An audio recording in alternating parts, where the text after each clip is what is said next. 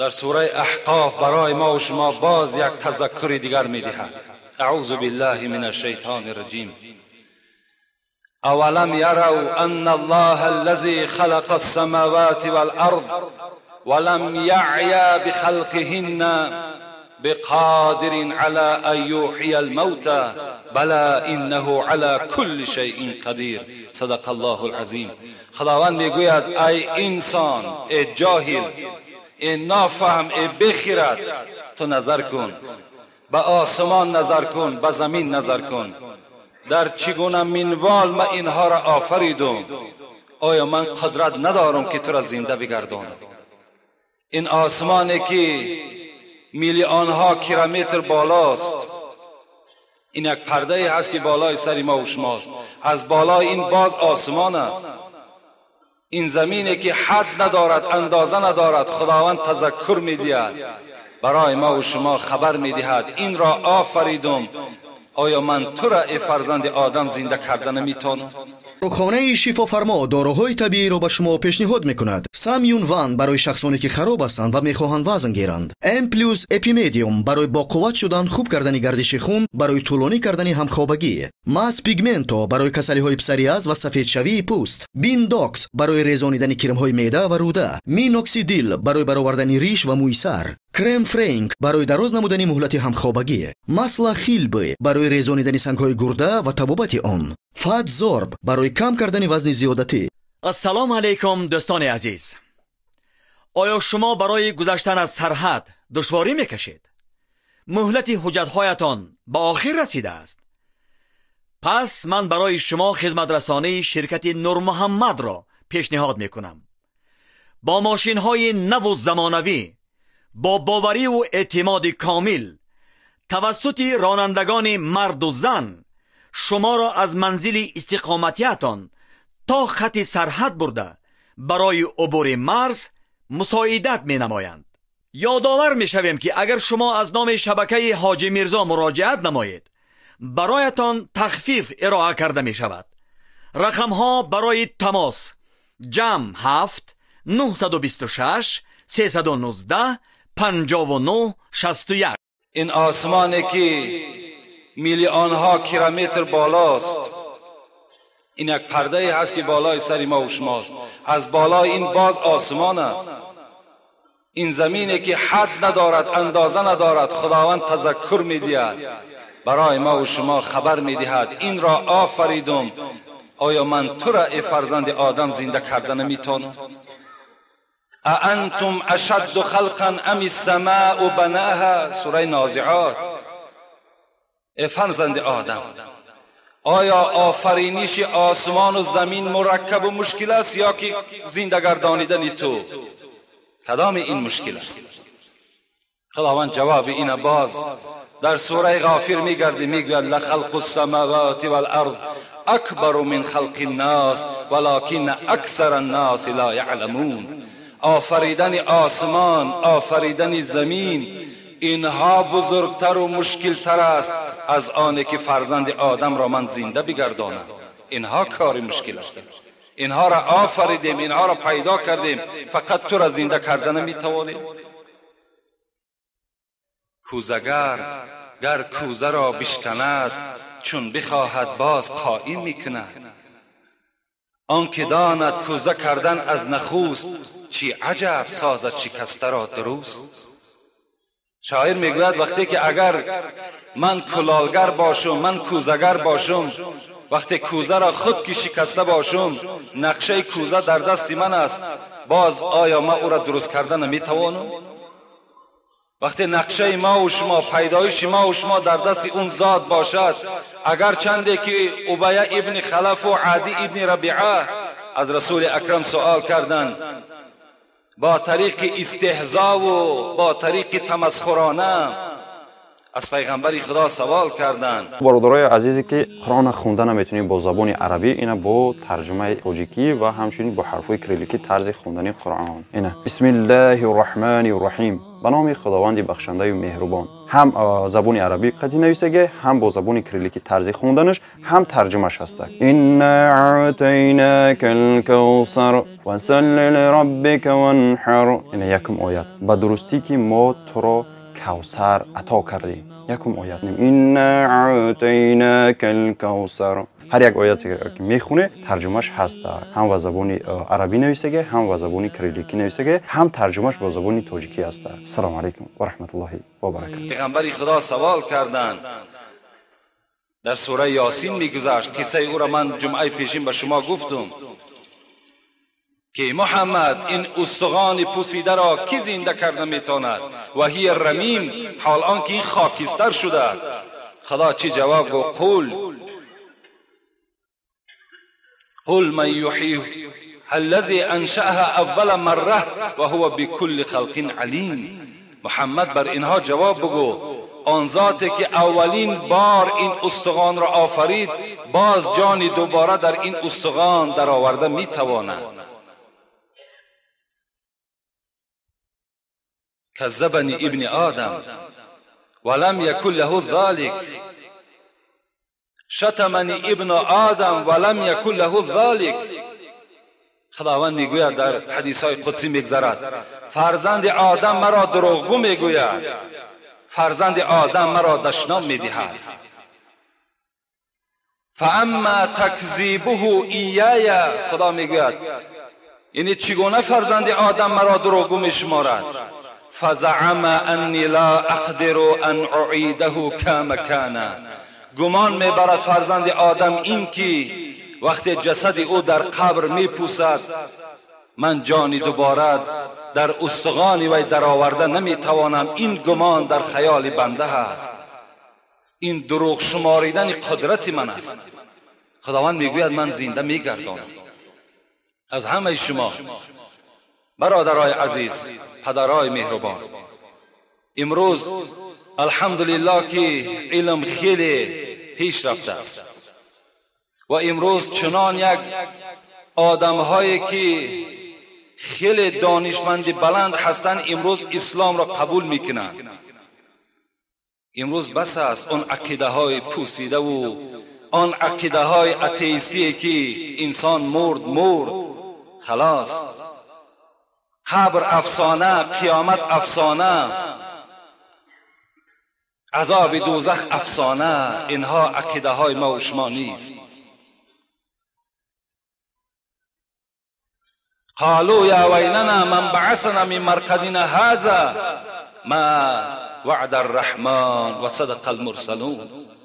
اگر کدام شما برادرای عزیز اگر همون عقیده پوسیده و همون عقیده باطل اگر داشته باشین، این آیتی که از سوره یاسین خواندم، این پشیمان و سرگردان شدن همون انسانهایی هستند که قیامت را انکار میکردند، زنده شدن روز قیامت را انکار میکردند. میگفتند ای وای بر ما، کی ما را از جای خوابگاه خود بیدار کرد؟ هذا وعد الرحمن و صدق المرسلون. این همان روزی هست که پیغمبرها بر شما خبر داده بودند. این همان قیامت است که شما انکار میکردید. این همان زنده شدن بعد مردن است که شما انکار میکردید. ای وای به حال شما. یا لیتنی کنت ترابا. این کافرها چی میگفتند؟ ای کاش خدایا خاک میشدیم، این روز دهشت را نمیدیدیم. اذا القوا فیها سمیعوا لها شهیقا و هی تفور. هر وقتایی که این منکران قیامت و منکران زنده شدن بعد مردن در دوزخ که میپرتایند، خداوند میگوید این دوزخ چیکار میکند؟ شهیق و هی تفور. یک آواز خر به منزله یک آواز خر از دوزخ صدا میدهد. و هی تفور، این دوزخ میجوشد. خداوند میگوید تکاد تمیض من الغیظ. زود است که این دوزخی که برای شما بیان میکنم از غضب زود است که میکفد. وقتی که کافر میبیند، وقتی منکران قیامت میبینند، وقتی منکران آن کسانی که این کار میکنند انسان بعد مردن زنده نمیشود، وقتی این دوزخ میبیند از غضب میگوید خداوند چنان است که میکفد. تکاد تمیض من الغیظ كلما القي فيها فوج سألهم خزنتها الم يأتكم نذير قالوا بلى قد جاءنا النذير فكذبنا وقلنا ما نزل الله من شيء ان انتم الا في ضلال كبير. وقتی میپرتافتند خداوند فرشته های دارد در دوزخ از اینها میپرسد. چی میپرسد؟ ای منکران قیامت، ای منکرانی که شما به زنده شدن باور نداشتید، آیا در بین شما پیغمبری نآمده بود؟ آیا در بین شما یگان عالمی نبود که شما را از این روز خبر دهد؟ میگویم بود. بر ما میگفتند لکن ما اینها را افسانه میشماریدیم، میگفتیم که اینها گمراه هستند. قالوا لو كنا نسمع او نعقل ما كنا في اصحاب السعیر. این منکران میگفتند که پروردگارا اگر ما اینها را گوش میکردیم، اگر ما تعقل میکردیم، عقلهای خود کار میفرماندیم، امروز از اهل دوزخ نمیشدیم. منکران قیامت و منکران زنده شدن در روز قیامت در چاهای از چاهای دوزخ در عذاب گرفتار هستند. این عقیده ما و شما نیست. همه ما و شما باید که به زنده شدن روز قیامت، به آمدن روز قیامت باید که باوری کامل داشته باشیم. و به آن روز چگونه که رسول اکرم صلی الله علیه و سلم را جوان آمد پرسید یا رسول الله متى الساعه، قیامت کی می شود؟ رسول الله چی گفتند؟ ما اعددت لها، ای جوان اگر تو نظر به قرآن کنی آیت‌های فراوان قرآن میگوید که قیامت آمدنی است، در آمدن قیامت شک و شبهه نیست، لکن ای جوان تو برای روز قیامت چی تیاری داری؟ تو تیاری را برای من گپ بزن. ما و شما هم از آن روز، از انکار آن روز، از منکر شدن روز قیامت با ایستا که برای تردد و تیاری آن روز باید تیار باشیم. نه در فکر این کارش، نه در فکر این عقیده هایی که ویرانی که برای ما و شما تعلیم دادن. این است درباره زنده شدن بر روز قیامت. زنده شدن در روز قیامت، آمدن قیامت البته حق است. اعوذ بالله من الشیطان الرجیم. بسم الله الرحمن الرحیم. یا ایها الناس اتقوا ربکم ان زلزلة الساعة شیء عظیم یوم ترونها تذهل كل مرضعة عما ارضعت وتضع كل حمل ذات حمل حملها وترى الناس سكرى وما هم بسكرى ولكن عذاب الله شدید. صدق الله العظیم. آیتی که تلاوت کردیم از سوره مبارکه حج است. اولی آیت اول و آیت دوم این سوره حج از این خطاب پروردگار سر می شود. یا ایها الناس اتقوا ربکم. خداوند به ما و شما میگوید ای مردم، نابسته مردم تاجیکستان هستی، مردم ازبکستان هستی، مردم قزاقستان هستی، مردم مسکو هستی، امریکا هستی، ای مردم اتقوا ربکم. این خدایی که خالق شماست، از این بترسید، از این بترسید. ان بطش ربک لشدید. زیرا خدای شما بسیار سختگیر است، به هر بنده وعیدی حق نظیر است که ازید دیرگیر و سختگیر است. این خدای ما و شما مخلوق مهلت میدهد، شاید که روز از روزها به خود بیاید و تأکید میکند از من بترسید، از من بترسید. در قرآن در بسیاری آیت‌های قرآن یا ایها الناس اتقوا ربکم ذکر می شود. ای مردم از خدا بترسید. یا ایها الذین آمنوا اتقوا الله و قولوا قولا سدیدا. ای کسانی که دعوای ایمان میکنید، از خدا بترسید، هر وقتا سخن میگوید سخن راست بگویید. یا ایها الذین آمنوا اتقوا الله ولتنظر نفس ما قدمت لغد واتقوا الله ان الله خبیر بما تعملون. ای کسانی که دعوای ایمان دارید، از خدا بترسید و برای روز فردای خود تیاری ببینید. واتقوا الله، باز تأکید میکند خدا، از خدا بترسید، زیرا خدا از همه اعمال شما درکدار است.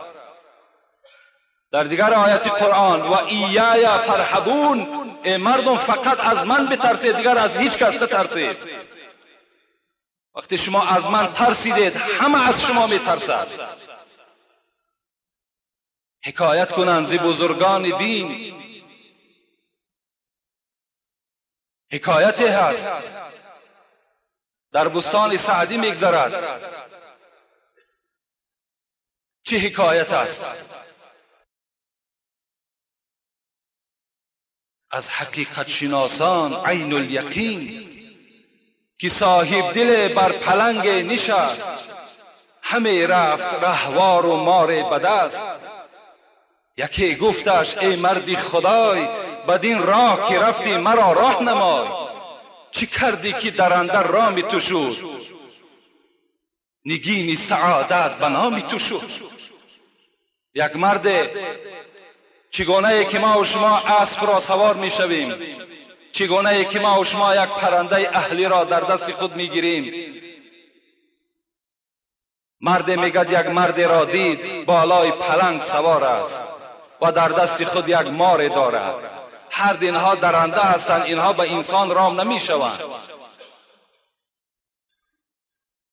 سوال کردند ای دوستی خدا، چی کردی درنده رامی تو شد؟ چیکار کردی؟ چیکار کردی که امروز در بالای پلنگ تو سوار هستی؟ چیکار کردی که این مار در دست تو به تو ضرری نمی رساند؟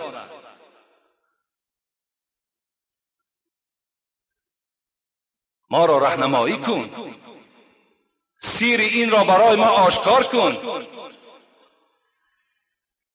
بگفت ار پلنگم زبون است و مار، وگر فیل و کرگس شگفتی مدار.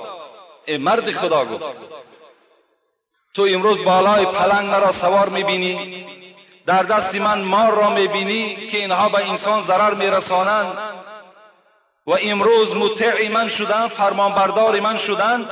اگر فردا میبینی که بالای فیل سوار هستم و در دستم کرگس باشد که اینها هم درنده هستند، شگفتی مدار، در تعجب نه، بلکه سیر این را برایت من آشکار میکنم. تو هم گردن ز حکمی داور مپیچ، که گردن نپیچد ز حکمی تو هیچ. حضرت گفتند ای بنده خدا، اگر مثل من تو هم خدا ترس باشی، اگر مثل من در پنهانی و در آشکارا از خدا بترسی، همه پرنده های این بیشه برای تو فرمان بردار می شوند. تو از حکم خدای خود گردن مپیچ، همه اینها فرمان بردار تو می شوند. حضرت عقبه می گوید، عقبه ابن نافع که یکی از فرمانده های قشون های اسلامی بود، وقتی حضرت با همراهی عسکرهای خود برای اشغال کردن قسم شمال افریقا حرکت میکند، به یک سرزمین میرسند، میخواهند آنجا استراحت کنند و یک کارشناس را روان میکند، میگوید رو یک زمین را انتخاب کن تا که آنجا بنای برای خود میسازیم و از همین جا هجوم به دولت افریقا میکنیم. این زمین شناس یک زمین را اختیار میکند، میآید پیش حضرت عقبه، میگوید عقبه یک زمین خیلی خوب مناسب یافتم، لکن در داخل این زمین شیرها و پلنگها و مارهای عفی و گرگ و شغال خیلی زیاد است. اگر ما آنجا زندگی را اختیار کنیم، اینها ما را زلال میرسانند. حضرت عقبه که از خدا میترسید، از جای خود خیز به این سرزمین آمد و از بالای کوه برآمد، گفت ای گله پلنگ ها، گفت ای گله شعرها، ای تمام درنده هایی که در این بیشه زندگی میکنید، همه‌تان از این سرزمین خارج شوید، زیرا ما اصحاب پیغمبر خدا هستیم. اینجا میخواهیم که برای خود سکونتی را اختیار کنیم. اگر سخن مرا نمیشنوید، اطاعت نمیکنید، هر ضرری که دیدید از خود گله کنید. اصحاب در حیرت افتادند، آیا سخن عقبه را این درنده ها میشنیده باشند؟ یک زمان گذشت میگد شیرها همراه فرزندهای خود، مارها همراه فرزندهای خود، گرگها همراه فرزندهای خود سیله سیله شده، میگه از این بیشه بیرون برآمدند. اصحاب گفتن عقبه اجازت نمیدی که حمله کنیم به بالای اینها؟ نه، گفت ما با اینها عهد و پیمان کردیم، عهد و پیمان کردیم که اینها از پیش خود برآیند. اینها برآمدند، ما به اینها پیمان شکنی نمی کنیم. گفتن عقبه چگونه اینها سخن تو را شنیدند؟ گو اصحاب گفتند کسی از خدا بترسد تمام درنده از او میترسد. من نفری هستم که از خدا میترسم و این درنده ها آواز مرا شنیدند و اینها از این دره و از این بیشه دور شدند. و ما یتقی الله، خداوند در دیگر آیت قرآن میگوید یجعل له مخرجا و یرزقه من حیث لا یحتسب. کسی اگر از خدا بترسد، از جای برای او رزق نصیب میگردانم که در خیال و در گمانش نبود.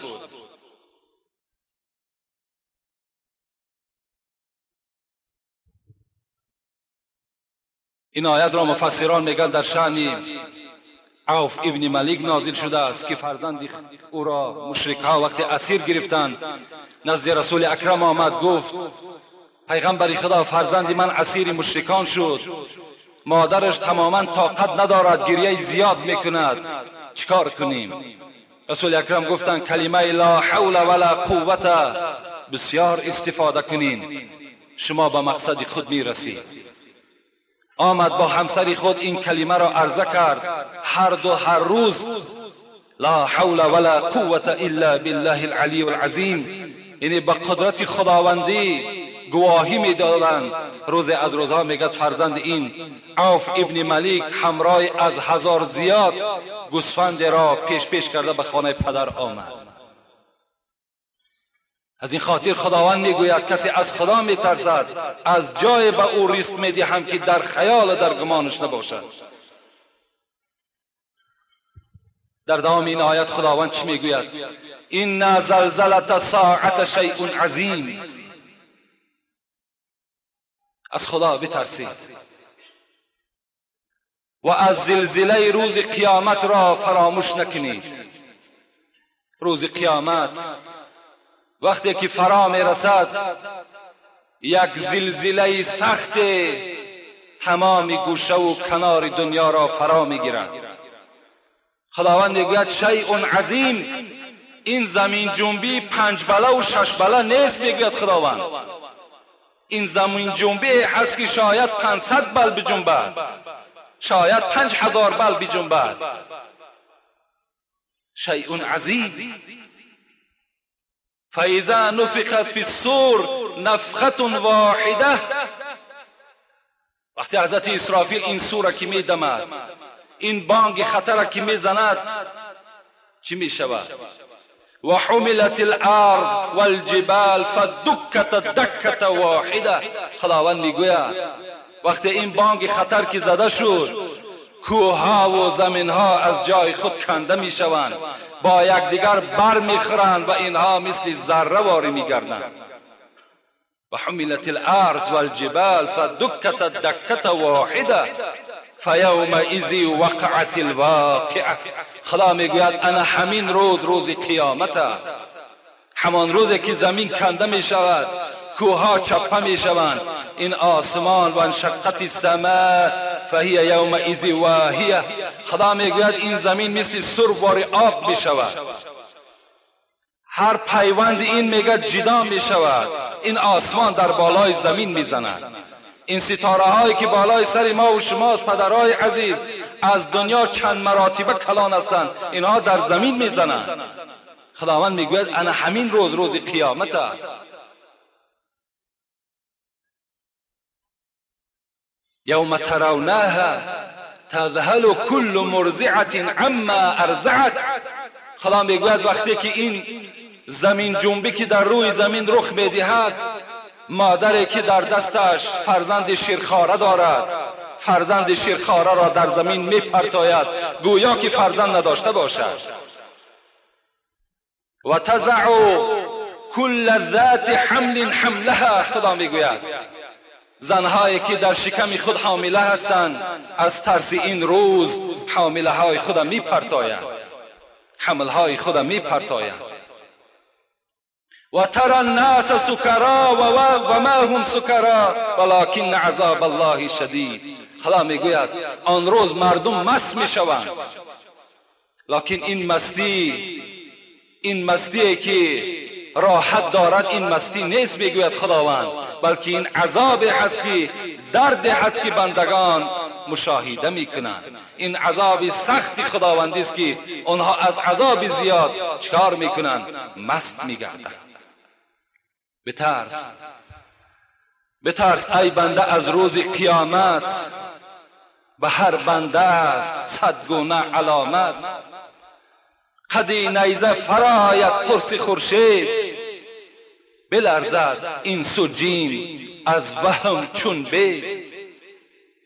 به نفسی خود شود هر کس گرفتار، غمی جان میخورد فارغ ز اغیار. برادرها گریزند از برادر، پسرها در فرار آیند ز مادر. گریزد از پدر فرزند شیرین، عمارت کن به زودی خانه دین. گریزد زن ز مرد و مرد از زن، گریزد زن ز مرد و مرد از زن. ز وهمی روزی سختی تا به گلخن. حضرت مولوی هم میگوید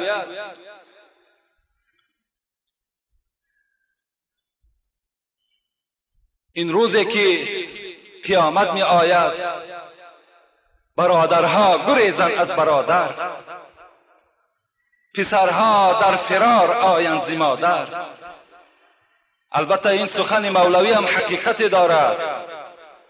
خداوند در قرآن میگوید یوم یفر المرء من اخیه و امه و ابیه و صاحبته و بنیه لكل امرئ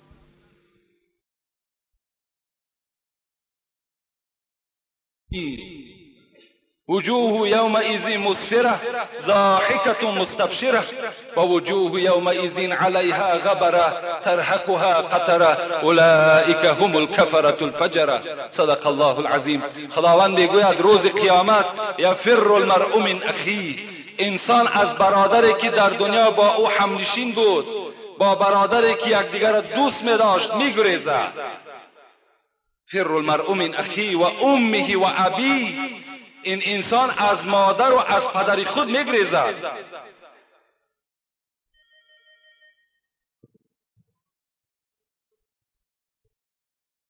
و امه و ابیه و صاحبته و بنیه، انسان از زن خود میگریزد، از فرزندهای خود میگریزد. برای چی میگریزد؟ سوال به میان میاد برای چی میگریزند؟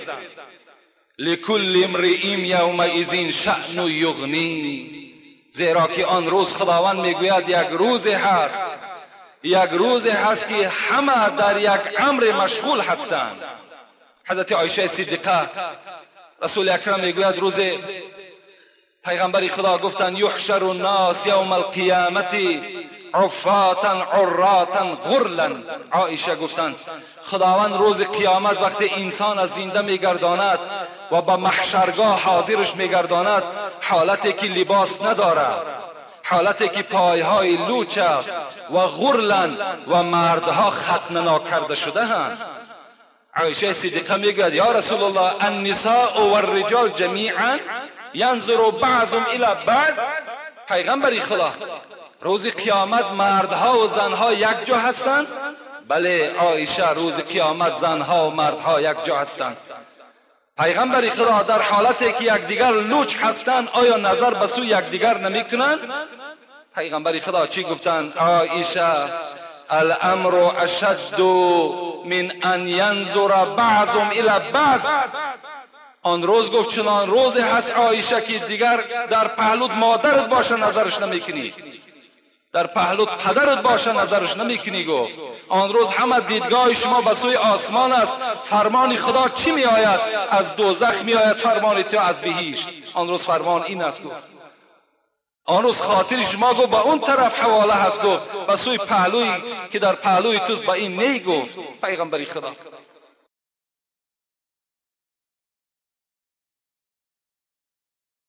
کشتی آمد در دریا شکست، کشتی آمد در دریا شکست، تخته ایزان بالا بر بالا نشست، گربه و موش بران تخته بماند، کارشان با یکدیگر پخته بماند. نیزی گربه موش را راهی گریز، نیزی موش آن گربه را چنگال تیز. هر دوشان از حول دریای عجب، در تحیر باز مانده خشک و لب. در قیامت این چنین غوغا بود، یعنی آنجا نه تو و نه ما بود. حضرت صاحب تفسیر حسینی میگوید قیامت میگه منظرش همین است. میگه مثل یک گربه و یک موشی که در بالای یک تخته هستند. نه موش میتواند که از گربه گریزد، نه گربه میتواند که هجوم به سوی موش کند، بلکه اینها در یک خیال هستند، در یک گمان هستند که آیا ما نجات میافته باشیم یا نه. انسان همچنان است.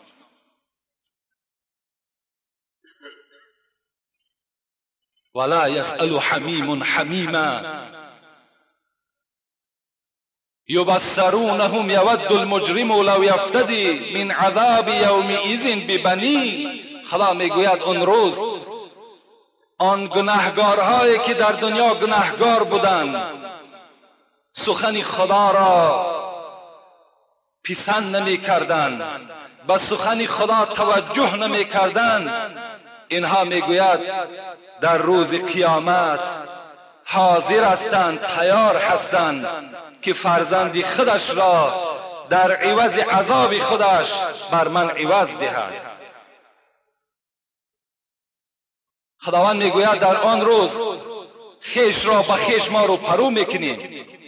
کسانی که در دنیا خیش هستند لکن یکی از او گناهگار است، گناهگار را با غیر گناهگار رو پرو میکنیم. و انسان گناهگار میگوید خداوند لو یفتدی من عذاب یومئذ ببنی، تیار است که فرزندش پیش کنه در عذاب خودش خلاص یابد. میگوید خداوند، خدایا میگوید همین فرزندی مرا عذاب کن و مرا عذاب نکن. و صاحبته و اخی، خدایا این زنی مرا عذاب کن، این برادری مرا عذاب کن، مرا عذاب نکن. صاحبتی و اخی،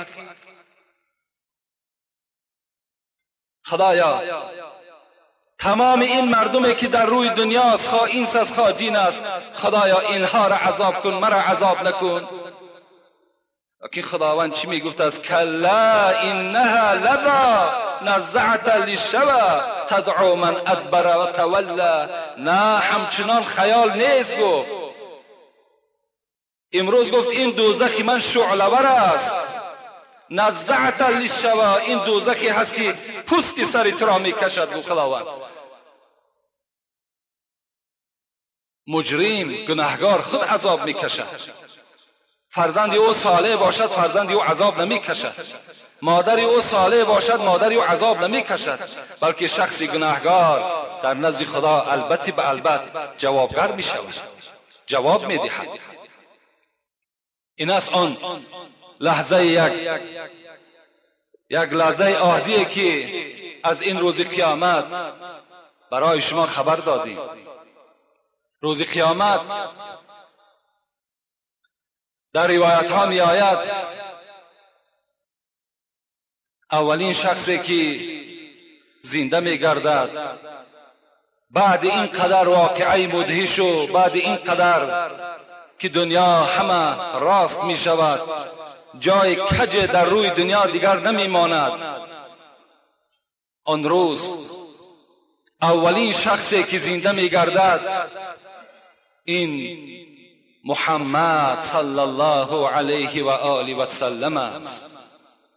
رسول اکرم در حدیث های مبارک می گوید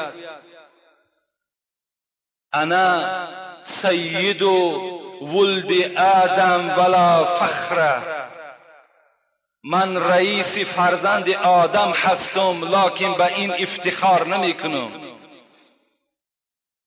انا اول من تنشق الارض یوم القیامت ولا فخر، من چنین شخصی هستم که اولین قبری که در روز قیامت گشاده می شود این قبر من است، ولا فخر، من بر این افتخار نمی کنم. و انا اول شافعین و اول مشفعین، اولین شخصی که شفاعت کرده می شود این من هستم و اولین شخصی که امت خدا شفاعت میکند این من هستم، به این افتخار نمی کنم.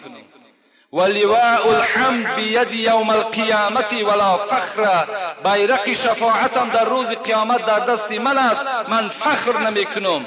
هذا من نعمت من نعمت الله، پیغمبر خدا میگه این نعمت هایی هستند که خدا بر من این را داده است، من به اینها فخر نمی کنم. آن روز چگونه روز است؟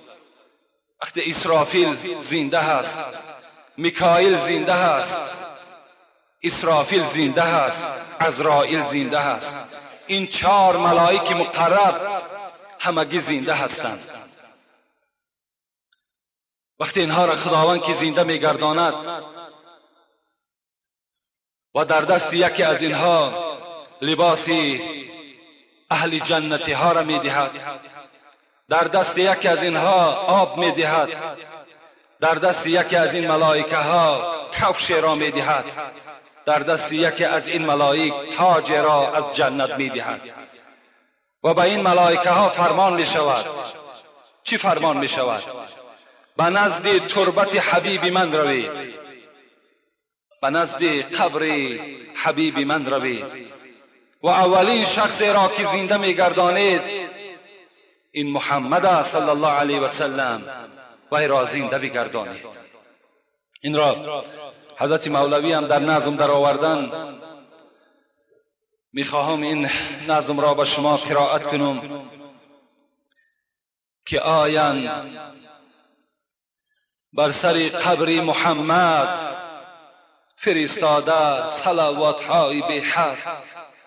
این 4 ملائک مقرب به نزد قبر پیغمبر خدا می آیند. چگونه که ما و شما خانه یک دوستی خود میریم، در را تق تق میکنیم، قبر پیغمبر خدا تق تق زده می شود با صلوات های زیاده. اللهم صل علی محمد، قبر پیغمبر خدا تق تق کرده می شود. ملک ها قم به اذن الله گویند، عبیر از روضه پاکش بجویند. نزد قبر می آیند، بعد صلوات هایی که می خوانند بر محمد می گویند قم به اذن الله، ای حبیب خدا از جای خود خیز. شود شب تربتی سرور هماندم، برایت زود خورشید دو عالم. حضرت مولوی میگوید وقتی قم به اذن الله میگویند خیز از جای حبیب خدا، این قبر میگه بالاش کشاده میشود و این آفتابی که هر دو جهان را روشنی میکند از داخل قبر بیرون میشود. بگویند السلام ای معدنی نور، بهشت از انتظار و قصر پرحور. بگویند السلام ای خاص درگاه، شفیع عاصیان محبوب الله. بگویند السلام ای شاه معراج، بپوش این حله را بر سر بنه تاج. بگویند السلام ای فخر عالم، تو سلطانی رسولانی و خاتم. این صلوات ها را این 4 ملائک میگویند ای معدن نور، ای شاه رسول ها، ای شاه معراج، سلام خدا، سلام ما بر تو باد. علی گیرد دو رخسارش مغیر، علی گیرد دو رخسارش مغیر، دلش از نور سبحانی منور. حضرت وقتی که از جا میخیسته است میگفته است و علیکم السلام، لکن میگویند در چهره های پیغمبر خدا شادی نیست.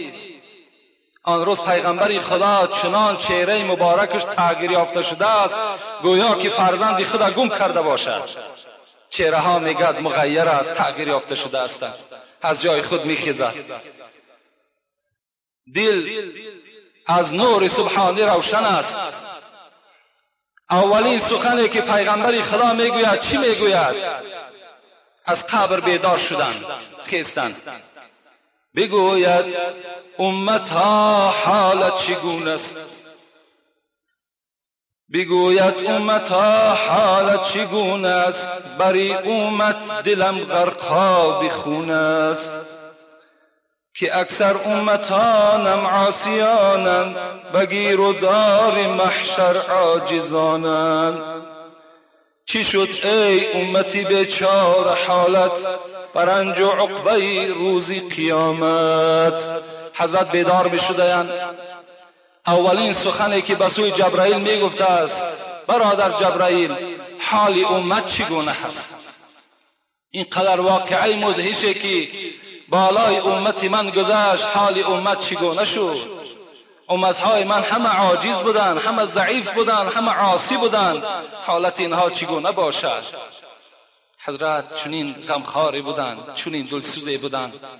روزهای وفات هم در حق امت، روز رستاخیزم در حق امت بود تا زنده آن حبیبی ودود، در غم عاصیان امت بود. تا وقتی که حضرت میگه زنده بود فقط تسبیح او چی بود؟ حال امت چگونه میشده باشد؟ فرزندای من چگونه میشده باشد؟ بود تا زنده آن حبیبی ودود، در غم عاصیان امت بود.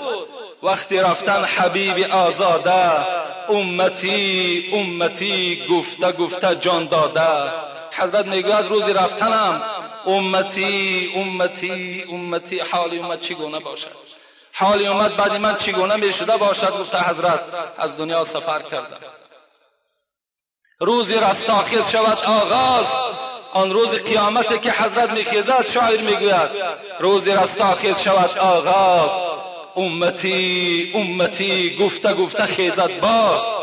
روزی که میخیزد اولین سخن حضرت در جای خیستن میگوید این چی است؟ امتی امتی امتی، حال امت چگونه است؟ روز رفتن تلخی جان دید، گفت ای پروردگار عرشی مجید، تلخی جان اگر چنین باشد، امتانم مطیق این باشد. تلخی جان امتان من، بده جمله را به جان من. پروردگارا من تلخی جان حس کردم، اللهم اعین علی سکرات الموت و غمرات الموت. خدایا من به سوی تو دعا کرده بودم، مرا از سختی و مشقت جان کردن خلاص دی. من این سختی را دیدم پروردگارا، امتهای من طاقت جان دادن ندارند، این سختی را ندارند. خدایا همه جان کندن امت را در جان من بینه، لکن امتی مرا آزار نده، امتی ما را این وضع بینی نیار. چون این پیغمبری برای ما و شما خداوند نصیب گردانده است.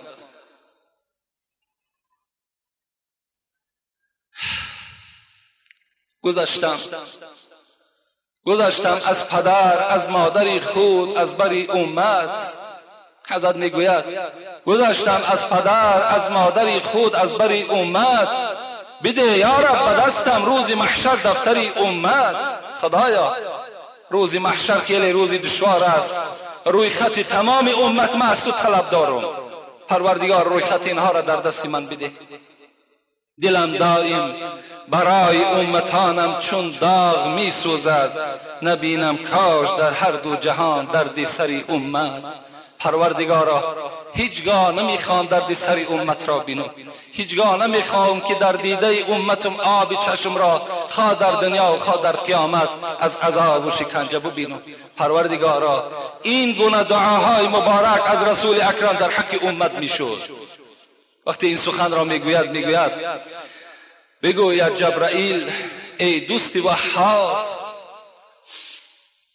وقتی این رسول اکرم که از حال امتش میپرسیده است و سوی جبرائیل از حالت امت که میپرسیده است، جبرائیل چی میگفته است؟ بگوید جبرائیل ای دوست وهاب، هنوز است امتان جمله در خواب. ای امت، ای محمد صلی الله علیه و سلم، اولین شخصی که زنده شد این تو هستی. تمام امتان تو الحال در خواب هستند. هیچ کس بیدار نیست به جز ذات تو، دیگر کسی زنده نشده است. به زیر عرش رو ای عالم آرا، حضرت جبرائیل توصیهش میدهد به زیر عرش رو ای عالم آرا، ببین لطف و کرم از حق تعالی. رود حضرت به زیر عرش آن روز، برای امتان در ناله و سوز.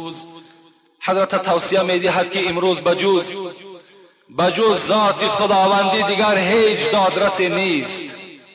امروز فقط همان ذات میتواند هر کسی را از دوزخ خلاص میکند یا وارد دوزخ میگرداند.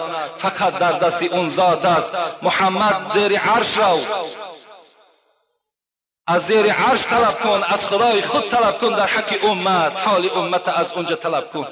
رسول اکرم میگه دوان نه پدر به یادش است نه مادر به یادش است، دوان به زیر عرش می رود. جسد مبارک هم میگه در بالای همون زمین عرش می پرتاید.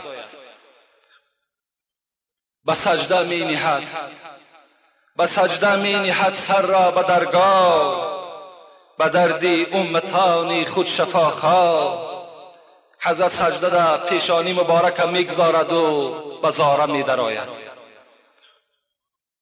بگوید امتی یا امتی او، تضرعا کند به درگاهی او. در سجده سبحان ربی الاعلی نمیگوید، در سجده سبحان ربی الاعظیم نمیگوید، بلکه امتی امتی امتی. پروردگار ما در شب معراج به تو عهد کرده بودیم که امت وارد دوزخ نمیگردد. پروردگارا تو در دنیا گفته بودی ولسوف یعطیک ربک فترضی، زود است که محمد من تو را راضی میگردانم. امروز روز شام، امروز ساعت شامت. خدای مهربان، من میدانم تو عهد را نمیشکنی، لکن من زاره میکنم از تو، تولا میکنم. پروردگارا امتی مرا وارد دوزخ نگردان.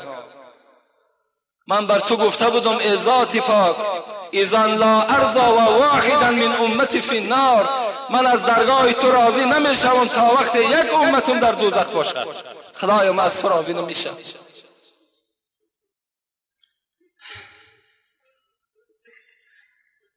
از آن ناله بنالد عرش رحمان. این ناله محمد چنان ناله تأثیر بخشی هست که عرش الهی را میگه در لرزه میارد.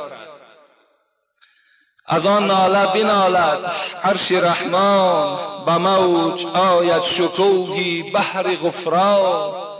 خداوند طاقت ندارد که محمد را در گریه بیند، طاقت نداشته.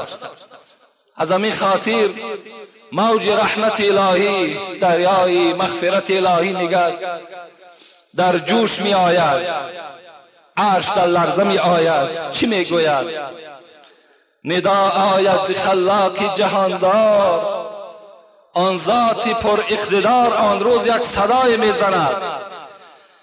ندا آید ز خلاق جهاندار، حبیبم از شفاعت خواهی مختار. زمن بخشش بود از تو شفاعت، تو را کردم شفاعت خواهی قیامت. حبیبم من آن عهد را فراموش نکردم، امروز بخشش از من است، شفاعت از تو است. سری خود احمدا از سجده بردار. احمد محمد از زیر عرش من سرت را بردار، نمان پیشانی مبارک در بالای خاک نمان. سری خود احمدا از سجده بردار، خریداری کنی رو بین بازار. این بازار قیامت در اختیار تو، هر کسی را که میخوای، کدام امتی را میخوای، رو شفاعت کن.